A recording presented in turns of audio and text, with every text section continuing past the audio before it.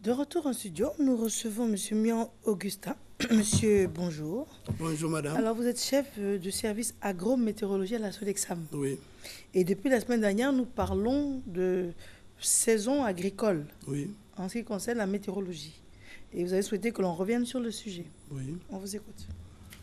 Bon, depuis la semaine dernière, la deuxième saison agricole au niveau du sud a démarré.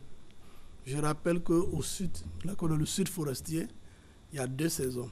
À partir du mois d'avril jusqu'à la mi-juillet, fin août, il y a la grande saison des pluies. Après, il y a une pause dans le mois d'août. Et à partir du 15 septembre, il y a le début de la petite saison des pluies. Donc cette saison, elle a démarré au niveau du sud.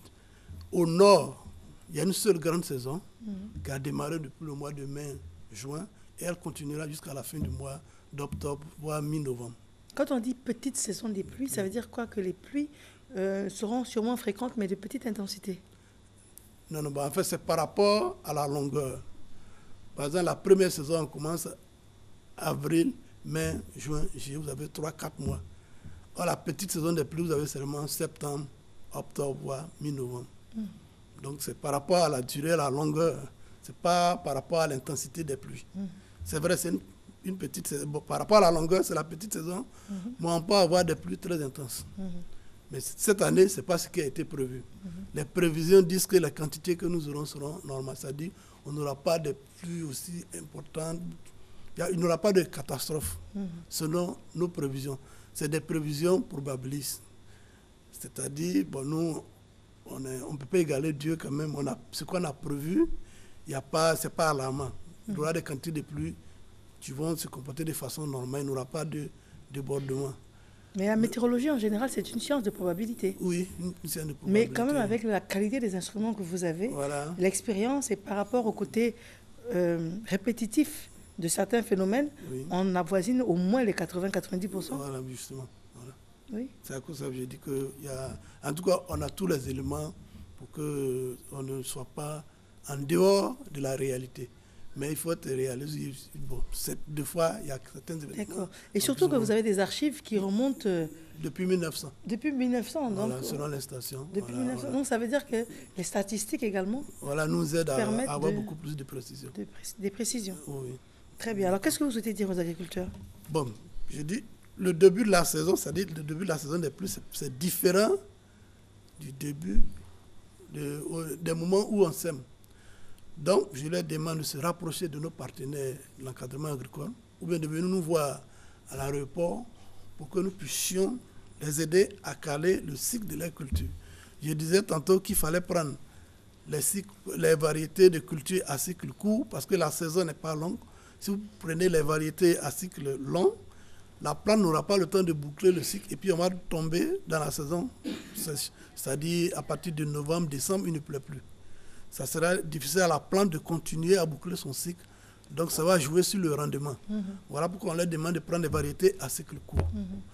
Mais on peut prendre les variétés à cycle long. Mais en ce moment-là, il faut faire ce qu'on appelle une irrigation d'appoint. C'est-à-dire apporter de l'eau à un certain moment. Au moment où la pluie va s'arrêter, il faut continuer à arroser, apporter de l'eau.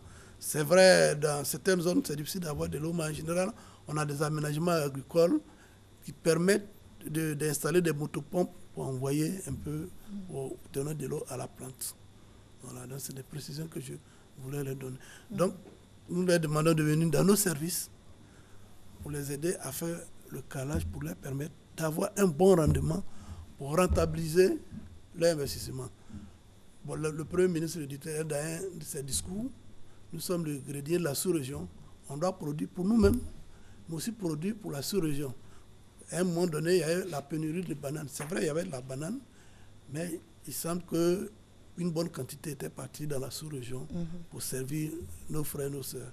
Donc il faut produire en grande quantité. Pour pouvoir produire en grande quantité, il faut suivre les conseils de la météorologie, faire un bon calage, planter au moment où il faut pour permettre à la plante de recevoir les quantités d'eau nécessaires pour lui permettre de boucler son cycle en vue d'avoir un bon rendement.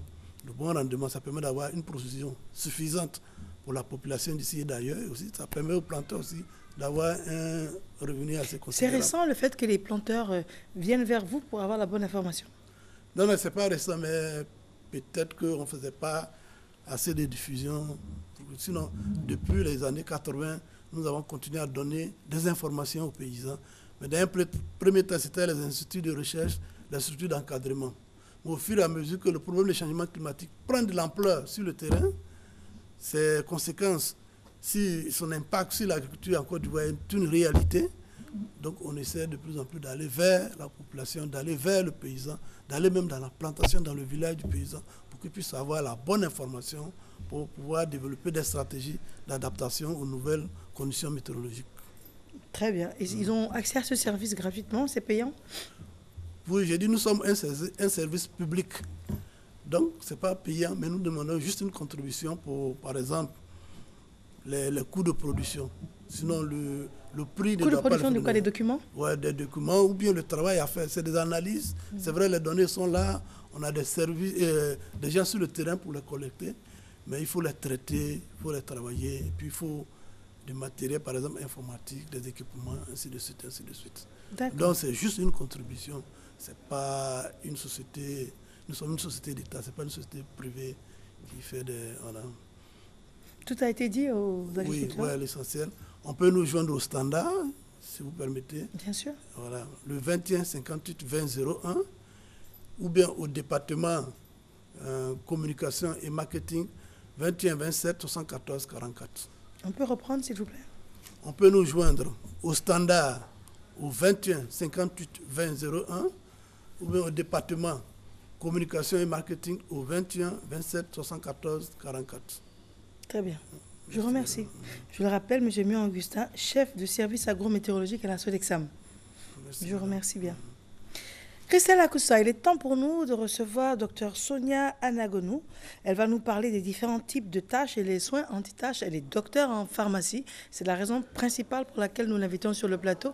Et savoir qu'il est fort possible de remédier à certaines tâches. Elle va nous expliquer les tenants et les aboutissants de ces différentes méthodes extrêmement modernes. À tout de suite.